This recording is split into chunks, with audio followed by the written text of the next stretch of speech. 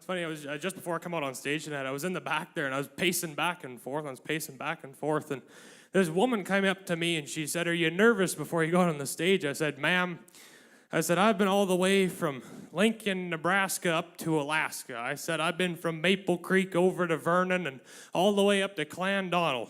I said, "I've done hundreds of shows." She said, "Well, I ain't nervous. Why do you ask?" She said, "Well, what are you doing in the women's bathroom?" I was going to start you folks off with a poem tonight. This is one I memorized last spring, I think. I heard this one. My dad got it on his new Spotify Premium. Not sure what it is, but anyway, this guy's pretty good. Waddy Mitchell wrote this one. It's called Blood, Sweat, and Steers. Well, we was trotting home for dinner. Our day thus far had been a winter, and we were turning out some pears on a railroad lease. Well, I was riding with old Jim, and if I was asked to describe him, I'd have to say that he was a cowboy masterpiece. Well, we stopped to let our horses blow, and in a canyon down below, we seen a neighbor doing battle with a steer. Well, that brute had sawed up thick, and some willows near the creek, a full-scale war had been declared, and that was clear. Now, I've had cattle saw on me, and it was obvious to see that a reconciliation wouldn't come, and from experience, I knew if he continued to pursue that fight, there'd be one of them hurt before it was done. Jim just rolled himself a smoke and snickered like it was a joke. Well, we both sat and watched this fella fight his head. "Don't you think we should go and help?" But old Jim then got philosophical and said, "If he'd just let that brute calm down and bring an old cow back around, that steer'd likely follow it to Oregon." Well, I ain't saying it's wrong to fight. If you got to, it's your right. But first, it's good to know which side you're on. Like when we was maybe 6 and 9, me and my brother was inclined to get ourselves in trouble while we was trying to be good. Well, it'd be our fault, sure enough, but it'd be innocent young kid stuff that often would just be misunderstood. Like one hot day we went to church, and day before it'd been raining, the air was thick and wet, and it was hard to stay awake, which was about as much as we could take with the snoring and the preaching and the sweat. The gal who sat in front of him and me had, well, perspired profusely. And when she rose, her clothes were clinging, so to speak. Adding to this situation, on closer examination, we seen her dress had lodged itself between her cheeks. Oh, it sure looked uncomfortable in there. And we couldn't help but stare, and being only waist high, we really saw it good. Not being one to leave things be, my brother pulled the dress out, alleviating the whole problem where she stood. Well, she turns quick, and he just smiled, never dreaming she'd be riled, but instead of thanks, she hit him with her purse, which knocked my brother to the ground. She glared at me and turned around. Things was bad, folks, but trying to help, I made it worse. See, I knew that something had made her mad to hit my brother like she had, and, well, I figured it must be the dress, confound it. So using sweat marks for a guide, I turned my whole hand to one side, I slips it right back in the way we found it. This time it was me that felt her wrath, which knocked my senses off their path, and I carry purse scars with me to this day. I guess we got what we were doing. When we finally come to, I learned a lesson I'm going to share with you today. It ain't always helpful to offer aid to situations you ain't made. History tells me not to fight a losing battle. It's like my daddy used to say, "Son, you sometimes best quit while you're ahead, 'cause there ain't no figure in women or sold up cattle." Thank you.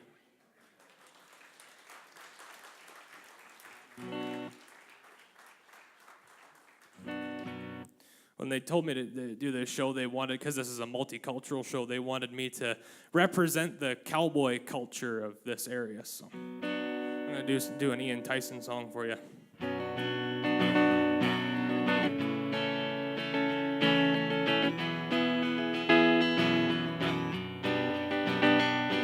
In a land the Spanish once called the Northern Mystery, the rivers run and disappear, the Mustang's tail is free. By the Devil's Wash and the coyote howl in the wild Hawaii range, somewhere in the sage tonight, the wind calls out his name. Aye, aye, aye. Well, he was born out in Virginia. He left home and school through.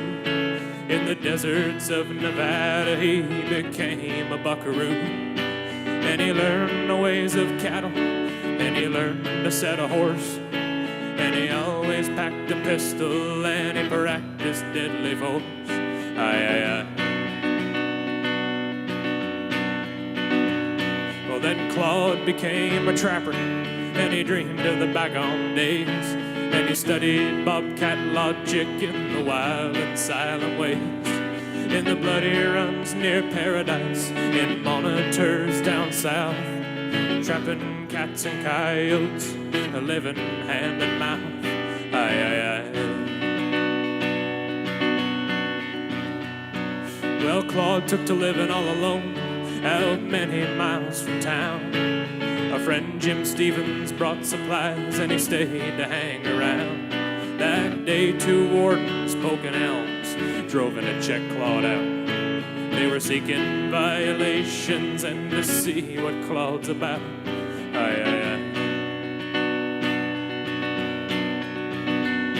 Well, Claude had hung some venison. He had a bobcat pelt or 2. Both claimed they was out of season. He says, Dallas, you're all through. But Dallas would not leave his camp. He refused to go to town. And as the wind howled through the bull camp, they stared each other down. Aye, aye, aye. Well, it's hard to say what happened next. Perhaps we'll never know. They were gonna take Claude into jail, and he vowed he'd never go. Jim Stevens heard the gunfire, and when he turned around, Bill Polk was falling backwards, Conley Helms, he fell face down. Aye, aye, aye. Jim Stevens walked on over. There was a gun near Bill Polk's hand. It was hard to say who drawed his first, but Claude had made his stand. Claude said, I am just a fine gentleman. They were gonna cut me down. And a man's got a right to hang some meat when he's living this far from town. Aye, aye, aye. It took 18 men and 15 months to finally run Claude down. In the stage outside of paradise, they drove him to the ground. Evicted up in Idaho, manslaughter by decree. 30 years in Maxim, but soon Claude would break free. And there's 2 sides to this story. There may be no right or wrong. Long and Adam, the renegade who graced 1,000 songs. The story is an old one, conclusions hard drawn. Claude's out in the sage tonight, he may be the last outlaw. Aye, aye, aye. In a land the Spanish once had called the Northern Mystery, the rivers run and disappear, the Mustang's tail is free. By the devil's wash and the coyote howl in the wild Hawaii range. Somewhere in the sage tonight, the wind calls out his name. Aye, aye, aye.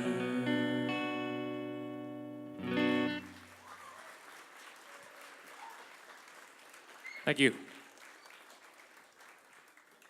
A while back, I received a phone call from a lady out in Peterson's Crossing, Sasquatch Valley. They wanted me to do a pie auction for a poker ride that they were going to have. They were looking for a local auctioneer, so I had to figure out how to do that.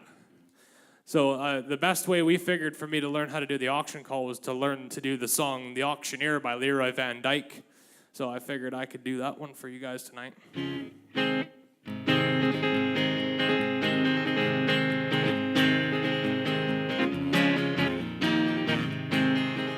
Well, there was a boy in Arkansas who wouldn't listen to his ma, and she told him he should go to school. He'd sneak away in the afternoon, take a little walk, and pretty soon you'd find him at the local auction barn. He'd stand and listen carefully, and then pretty soon he began to see how the auctioneer could talk so rapidly. He said, oh my steward, I have got to learn that auction cry, gotta make my mark and be an auctioneer. $25 bill, not a $30, 30, will you give me 30, make a 30 meter, on a $30, will you give me 30, hold a bit of $30 bill. $30 bill now, 35, will you give me 35, to make a 35, and a bit of 35, who would have bid it at a $35 bill? So as time went on, he did his best, and all could see he didn't jest. He practiced calling bids both night and day. His pap would find him behind the barn just working up an awful storm as he tried to imitate the auctioneer. But his pap said, son, we just can't stand to have a mediocre man on things at auctions using a good name. I'll send you off to auction school, then you'll be nobody's fool, and you can have your place among the best. $35 bid and not a $40 40, well, give me 40, make a 40 meter on my $40, well, give me 40, who'd have bid a $40 bid? $40 bid and now 45, it'll give me 45, I'll make it 45, and a bid a 45, who would have bid it at a $45 bid? So from that boy that went to school, there grew a man who played it cool. He came back home a full-fledged auctioneer. And the people came from miles around just to hear him make that rhythmic sound that filled their hearts with such a happy cheer. His fame spread out from shore to shore. He had all he could do and more. He had to buy a plane to get around. Now he's the tops in all the land, and all the kids at Madahan say he's the best of all the auctioneers. $45 bid, $50, $50, will you give me 50, make a 50 bid, on my $50, will you give me 50, hold a bit of $50 bill. A $50 bid now, 55, will you give me 55, I'll make a 55, a bid of 55, I sold it all for a $50 bill.